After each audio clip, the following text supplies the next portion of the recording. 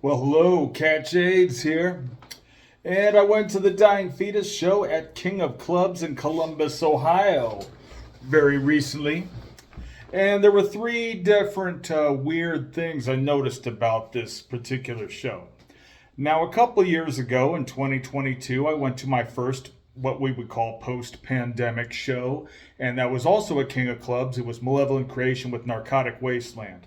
That show was super depressing. There were less than 200 people at that particular show, and most of whom were men in their 40s. So as a result, didn't make too much noise. We didn't do too much moving around. And I gotta say, Narcotic Wasteland, who I did not expect to like at all, blew Malevolent Creation the hell off the stage. So that was a great surprise. Narcotic Wasteland is so good. I like him better than Nile. Now let's get to the show and what the weird things that I noticed about this particular show. Now I've been to a couple other shows recently, like Sanguisugabog and Tomb Sentinel, and since those bands are younger, the fan base is younger. So as a result, I expected Dying Fetus to kind of be more similar to Malevolent Creation in the age demographic there. But to my surprise, most of the people there were pretty young. I'm not talking teenagers, but we're talking like college age people. For a band that's been around in existence for over 30 years, the average age of the showgoer at that particular night was under 30. I was very surprised also with the quantity of women there. And it's not like these women just randomly walked in. You know, they wore the uniform, the shirts you'd expect a death metal fan to wear. Saw some of them singing along with the more well-known songs like Killing on Adrenaline and Kill Your Mother, Grape Your Dog, even Throw Them in the Van. That's a good one.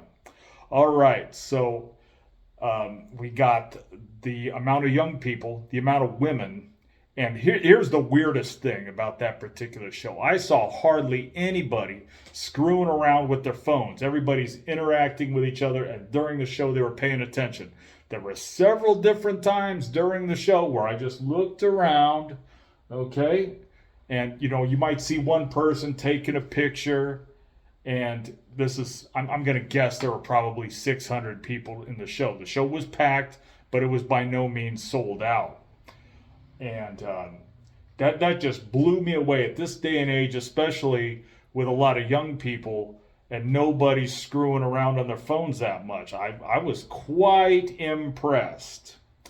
And after the show, this is another good highlight. After the show, the house lights come on and they're playing some music on the PA.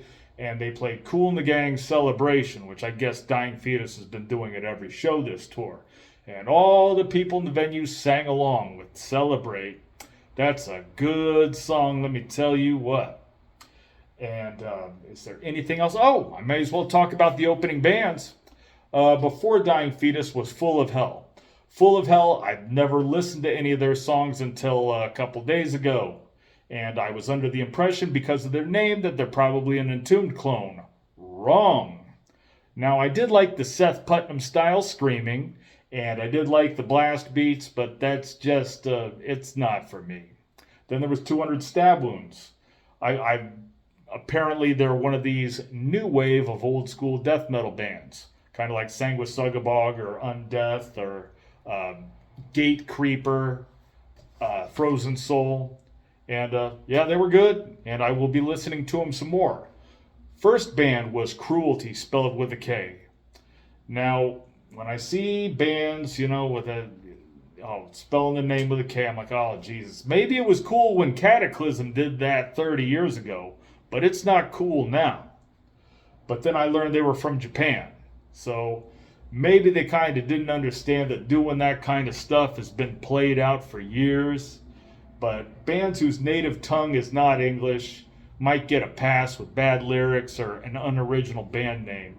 If you want to hear some really bad lyrics that are just so hilarious, I would recommend checking out Catasexual Urge Motivation from Japan. Also, early Sepultura had some pretty unintentionally hilarious, terrible lyrics. Oh, God, so funny. All right, so yes, I believe the secret to Dying Fetus's longevity with the younger audience also is that they never had a load or an album of that kind of equivalent, bad taste. They've always had good, what you would call fan maintenance.